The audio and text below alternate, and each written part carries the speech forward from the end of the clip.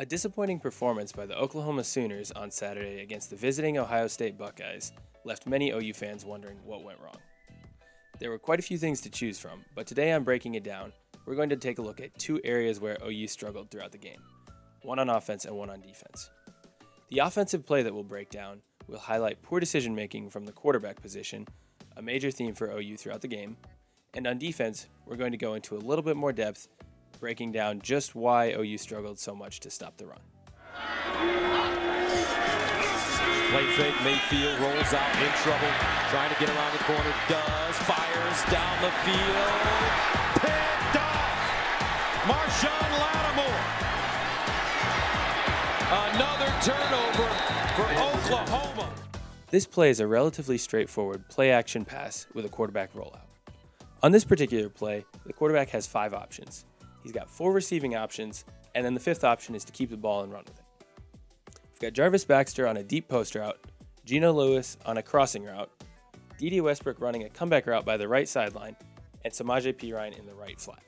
And then again, the 5th option is for the quarterback to keep the ball and run with it. After Baker Mayfield has escaped the pocket, beaten the defensive end, and reset outside of the pocket, he can evaluate his options. Because of the caliber of the OSU defense, all 4 receivers were covered. However, the 5th option was more than valid, to keep the ball, run with it, get at least 5 yards, and get the offense a fresh set of downs. However, this is not the decision Baker Mayfield made. Either he believed that he had a better than 50% chance of completing the pass down the field into tight coverage, or simply decided that he needed to try and make a play. For whatever reason, he decided to throw the ball into the coverage of ball-hawking cornerback Marshawn Lattimore, who had 2 picks last week against Tulsa. The result was predictable. This play was just one example of the questionable decision-making that was a theme throughout the entire game for OU. High snap handle, Weber gets to the sideline, Weber down the sideline, huge gain for Mike Weber. On this play, because Ohio State does not have any receivers to the right side of the formation, Jordan Thomas is actually lined up at strong safety. Meaning no disrespect to Jordan Thomas's tackling skills, he is by no means the strongest tackler in the OU secondary. Having him in a position where he has to come up and make a tackle in the run game is not the best use of his talents.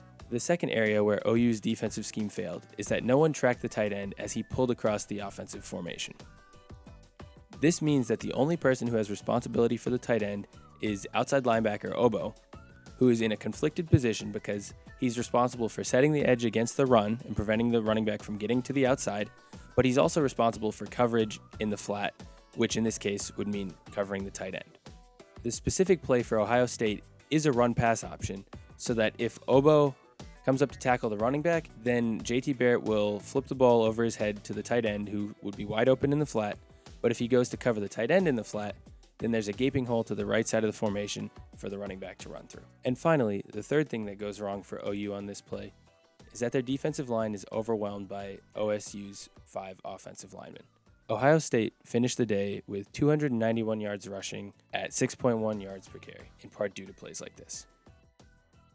We hope you've started to recover from Saturday's loss. I'm Erik Fretland. Thanks for watching Breaking It Down.